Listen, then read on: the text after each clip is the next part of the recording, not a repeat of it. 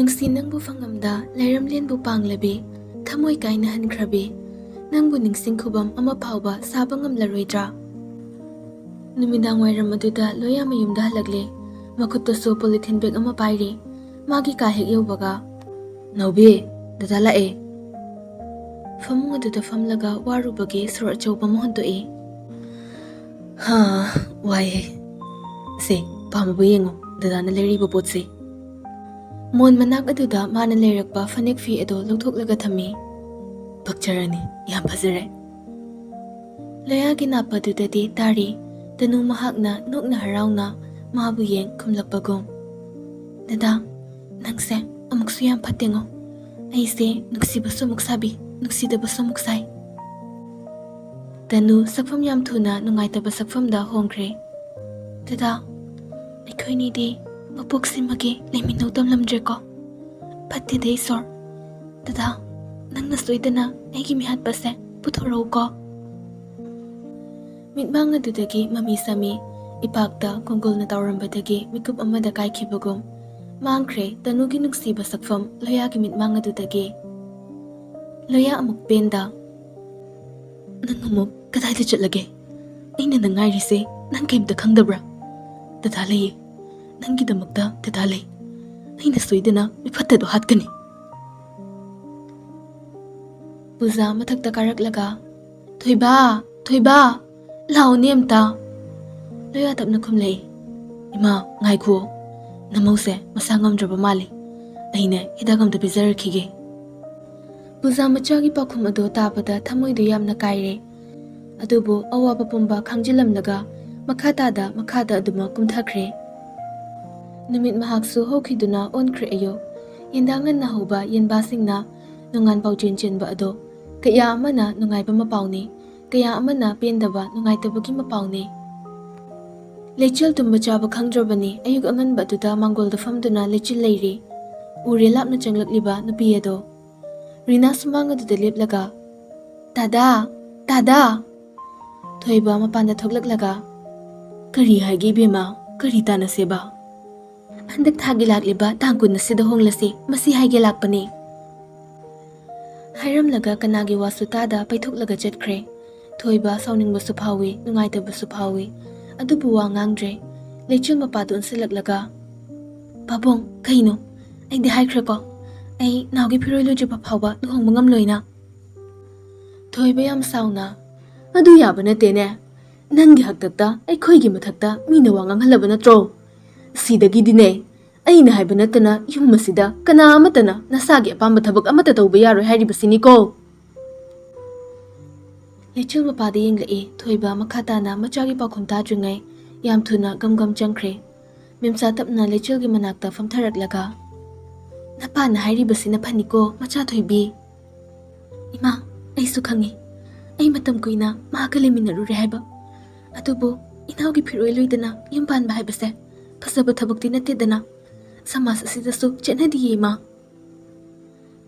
Memcha machagi makokta nantharaga chatnadrabasune upai leite matam na pubane ima amuk hanna atopa ichaga kainabagine pangan imada leitre ko. Lechil memcha bu kollaga ima se ai honglage se kapanoba. Memcha su mapido mamaye dudagi fatfatai thoklaga lao imane chak thonglamlage nangsu lao ko. Somdana nganba yamna nana mafido setuna thoklaklaga magi car ado thodoktuna lechil hoigi romda lai atopa mafamda chatpa mande lechil hoida lakpa male. Lechil su hek mamana pot ama leirusona thadorakpagi mana hek phongba gulmohor adugi makong aduda famduna ngaihak leiri. Adubu mitmangda safu yam kanna thausilaklaga khamkiba gari aduna lechilgi wakhal ado machetana thugairare. Lechil magi mityeng ado gari aduda tarai adubu nganbana yamna chinglemna kumtharakpadu ubada lechil fukhawgatle adubu nganba mahakna changsilakpana hankre nganbana wari masana kise. Lechil tapna kay wari no aina haikibasingdugi maramda oirabadi ngasigi oina ditokse. Nganba khazik chinglaga nuklaga nangna haiba wafamsingdugi maramdani adugi maram natana hainingai sa leite garida kakhalo. Lechil nganbada yenglaklaga kaige kai maramge wari sanase hairibase nangondani adugi ai kaba ngamloi inawgi phiroi phawba loiba ngai ngamdaba karo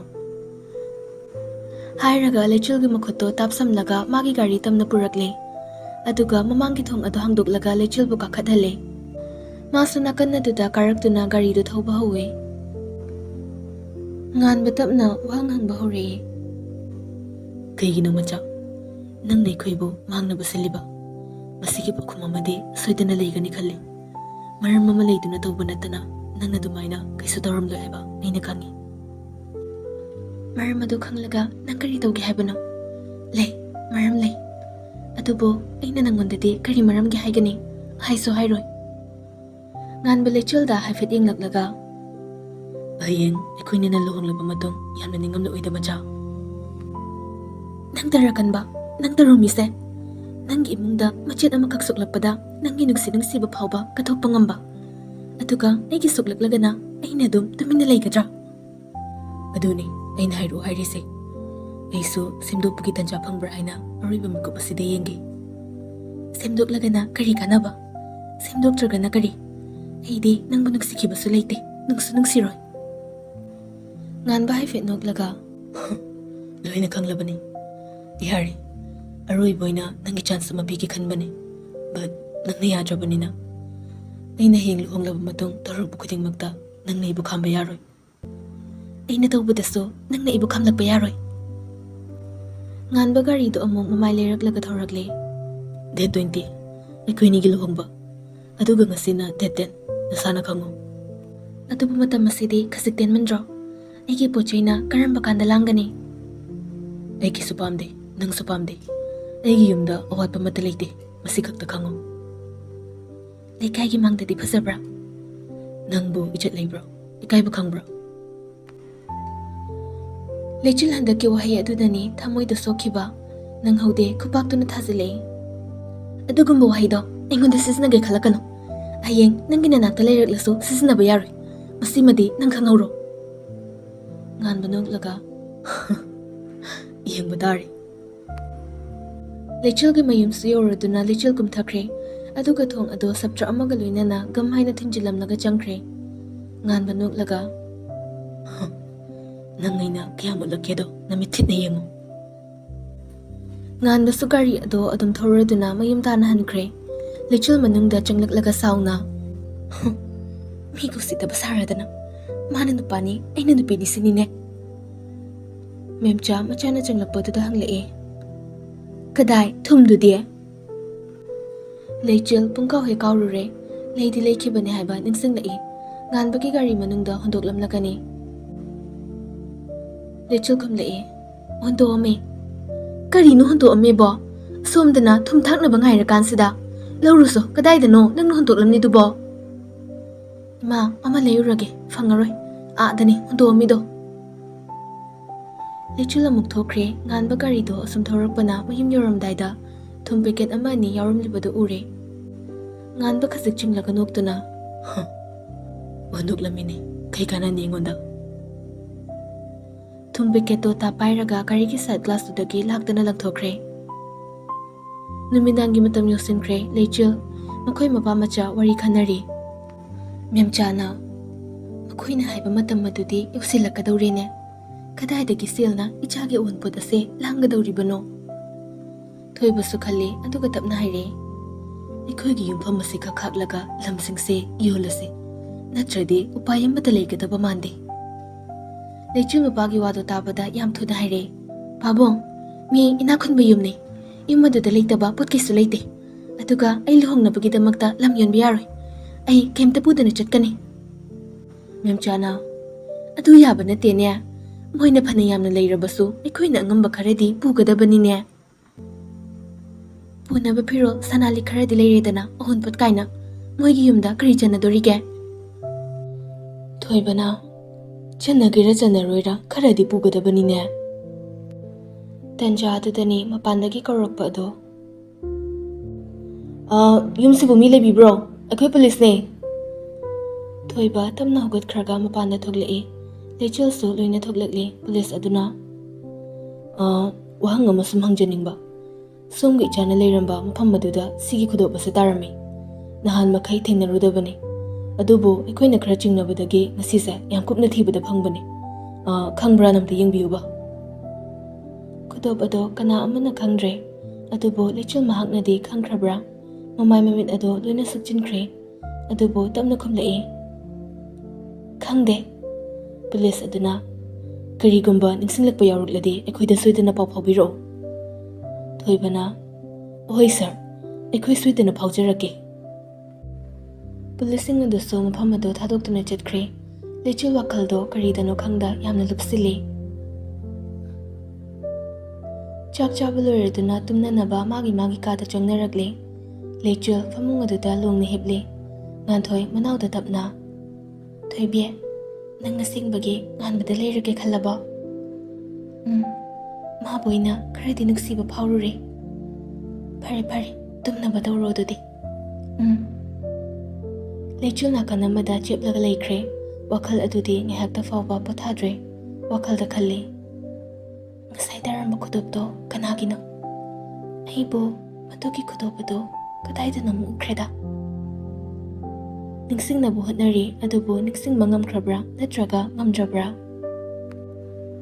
haukhre numit mahakto asumna lechil ayuk nganta aduda t-shirt ama adugi mathakta men shirt ama thadoklaga litli aduga khongraro amasu setli kadaidano khangda activa ado thoduna thoklakli sumlakpani yorakli nganbu hegi mayungda gari mapanda khamlamlaga manungda yamna khonglei thuna changsilaklaga sumang aduda leplaga lauthari nganba oi nganba yam thuna thoklo imung adugi mi sunaba loina thoklakli matam ado ngalibana kana amata thabuk chetnaramje nganba tapna kidore lechil yam sauna prap kakhalaglaga khupak aduna thazili nang nganba lechil mahaki khupakti fanayamna chari haiba yare nganba khara kalap kaino mathong maram khangdana yumsida laaga tawrisibo mathong maram khangdaba kaina maram yam chawna leibagine aina yumsida laise rinana bema karino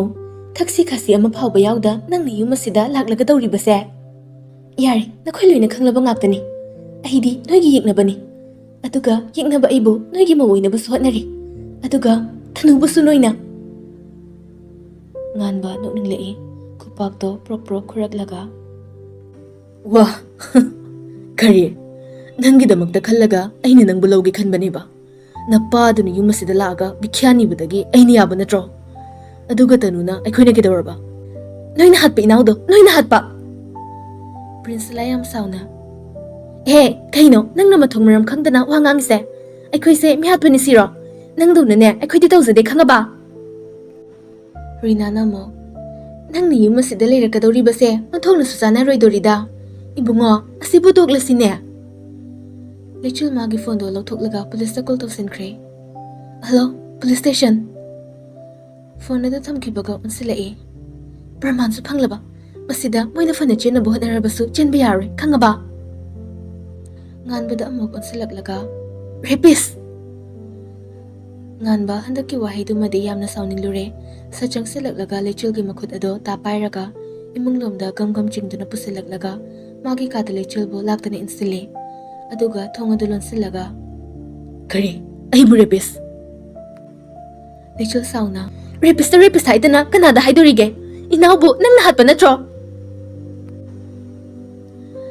nganba ngasidi yamna sauri lechil bu laktana wal atuda namsilaga maya krak chiklaga aina haleba nangina nawdo aina hatpa aina adudi nangsu aina hatpa tabanine nang boina nugsiriba matik nang naibu sitaba sumheli madumadi aina kidu nang dusu yaroi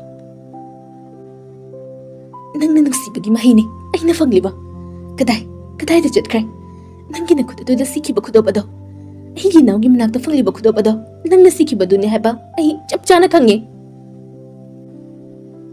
nganba bab urudabani makhut aduda yenglakpada khudobadudi yawramdre adubu fana oirasu lechilbu thadokte nganba makokto lechil tamna yamna naksilaklaga aigi khudobnidi nang hekta khambra? Khangi, aina yam munna khangi. Nganba handakti khasi taptharaga masado phasili aduga tapna yamna munna hairei. Macha, mi amada mi tuna tawi tawdi khangda maral sigano. Aigi mahot kanagumba mo iramlabadi nangbu soidana hatkibasi. Adubu aidi inchaba natte. Nangi nagsiba na ngauraba misakni. Nangbu tathinaba nang yamna silakano. Aina nang bulu na tawrikay nangi fagba ngaktani. Adubu aina nang bumiraraklabadi nang kariyam tatungjaba layroi. Lechil nganbabu laktana intuaga. Nagsibada tungjaba mangjaba haibabu karino. Nangna ibu nagsibada aingonda tungjaba leite.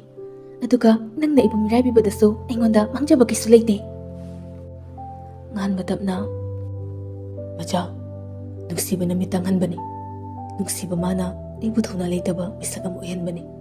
Adubune macha, nang nakalibado aigi khudab uirambasi yai. Adubo mafam aduda ai lakida haibadi khangu. Supnagi tanubu yangba lakibadu natana. Lechil hawgalaklaga namthaki minamba. Nangbu nugsigi khaluribase aigi thamoigi marhal uirani. Ado ai chatke. Ngahaki matung nangbu lokhatpa pulis soidana laklani. Macha, ai na haribase kanadano. Ai adugumba mi natte. Nang su kangpam thokpani. Ai na adugumba misag uiramlabadi nang gaiga adu kuina lairibaduda nang boina kudum chalambasu yai. Nang gaibo kudum chalnaba khalamliba oire. Ai phangdabagi inauda nangna. Se nangi pamba pumnamak lawru laose. Mathak thangliba men sarto lawthoklaga nganbada laktana langsilai. T-shirt ado lawthoknaba hotnarakpada nganba jomsilaklaga fathaba ngamda magi khupak achouba aduna lechilgi pikhraba mamai aduda thajinbikre. Aduga lechilgi pambam anido pairaga nang saolabo. Ole, loinamang ole, ay onnaba amata leitre. Tanja aduda mapanda langnabagi makhol tarai. Pulising adusu mafam ado yausilakpagira. Lechilsu yam tuna mapanda chenthoragli. Leiramle pulising adusu. Police inspector aduna. Nganba, si nangi khudop oidoira. Nganba mamito sakchilaga yengi. Machinthi bahitaba nganbane. Mane, khudop toigine. Madudi station phawbadang chatluse. Maram, tanubu aina hala haibagira. Inspector aduna. No, adugi natchade. Adubu chingnabase kuknabane. Inspector, tanuna leiramba mafam aduda aisu chatlui. Aduda tahobo oigane. Chatriba phawbadi yahobane. Lechil sauna. Inspector, magi se machinthiri ni. Mana natana atupana sigumba taramni haiba ai thajade. Macha. Pulising aduna nganbagi pambomda pairi lupana. Hai, karino. Ai se kanano khangjabro. Ai leina aigi jabo yam laina paiba sarine. Inspector aduna laga. Adom ex-businessman. Hojikti natre gyan taiko. Fattaba mapubada nakoina kariso waningai leite. Oi, ai bu thado haibane. Aina tawduba puta noina tawi hairaga hekta yaradro. Aigi singbadudi aina tana kanana khangane. Rina lichildo unsilaklaga. Bema, nangi na khong pairagane haijaw hairabasu hairage. Adubu ichasi madikallo. Loya hoisu loina taribani. Loya ngasaidagi tarambadagi khangma ngamlakdraduna nganba hoida kansilaklaga nganba bu kinna thinjile. Kokchakpa, nang negi tanubo ifamdagi munba. Nangdi minate. Hairaga amuka thazilai. Lupana, hai! Kendrana. Hai kaidi kaino. Ichana tawribasina matik chabani. Nacha mihatpa mapuksilaga mukpaduna kanaroi. Thoiba, moigumba chawkhataba migane onsinabagi matam leite. Nganba masa ado saubana noglakle. Mihatpa. Aibu mihatpa. Pulising duna chingba hokre Rina Prinsila. Lechil, nang mamuktadi khamu kaidawbage. Ma mihatpa natiye nangi dadase. Lechil manapangbi amagi matawgum kari amata tasinakidre. Nganba pukhibaga lechil so adumak thokre loya kaplaga. Mane igi oiba pot khudingmak munkibase kaigino. Mane ngonda kari pendaba yauge.